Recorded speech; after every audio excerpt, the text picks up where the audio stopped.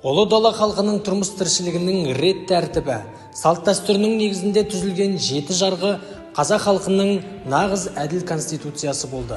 Қазақ халқының құқықтық заңдарының бірінші кезеңі қазақ елінің патшалық Ресейдің отарында болған 18 ғасырдан бастап 20 ғасырдың алғашқы кезеңін қамтыды. Ал екінші кезең ол кеңестік социалистік республикалар заманы еді. Үшінші кезең қазақ елі тәуелсіздік алған 1990 жылдан басталады.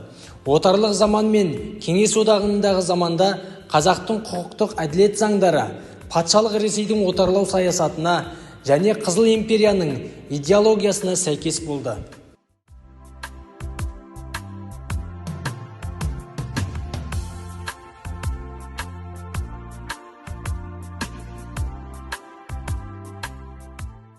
Мың 1991 жылдың 16 желтоқсанында Қазақстан жоғарғы кеңесі республикамыздың тәуелсіздігі мен егемендігі туралы заң қабылдады.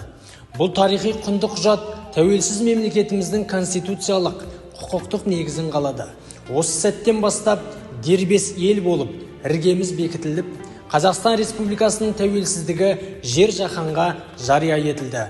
Қазақстан Республикасының жоғарғы кеңесі дауыс беру арқылы 1993 жылдың 28 қаңтарында Қазақстан Республикасының алғашқы ата заңын қабылдады. Бұл басты құжат ұлттық мемлекеттік тәуелсіздікті құрудың негізін қалай отырып, мемлекеттік басқару жүйесінің құрылымдық реформаларының басталуы болды. Бұл конституция президенттің позициясын күшейтті. Осы құжат қабылданған соң президент тек қана мемлекеттің емес, елдің атқарушы билігінің бірыңғай жүйесінің басшысы болды. Конституцияға тағы бір жаңалық енгізілді. Бұдан былай жергілікті өкілік етуші және атқарушы органдар жергілікті мемлекеттік басқаруға қатысатын болды. Қабылданған осы бас құжаттың кейбір баптарына өзгерістер мен толтырулар енгізіліп, 1995 жылы 30 тамызда ата заңымыз қабылданды. Бұл конституцияны еліміз референдум арқылы қабылдап, мемлекетіміздің бүгіні мен ертеңінің арасына алтын көпір салынды.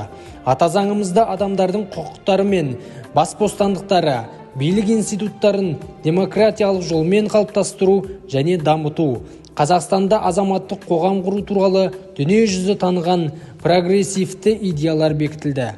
Ата заң Қазақстан Республикасының азаматтарының өмірі, құқықтары қозғалып, мемлекетіміздің дамуы, діни мәселелер, этноаралық қарым-қатынастар үйлесіміне бұлжымас кепіл болды. Еліме арналатын тілегі шын, ей ұлым, отанымның түлегісің, іргесін туған елдің тіреп тұрған қадірін ата заңның білемісің? Ешкімде мін тағылмас елдігіме, дауласып жармаспайды белдігіме, бойында ата заңның өріліп тұр даламның, кеңдігі де, теңдігі де, бағынған өз заңына жұмыр далам. Сондықтан күннен жерім суын баған, қоғамның сан саласын зерттей тұғын, әрбір заң ата заңнан туындаған, нұр шашқан жас ұрпақтың ұғымына, тікелей әсер еткен ғұмырына айналды ата заңым мызғымайтын тәуелсіз мемлекеттің тұғырына.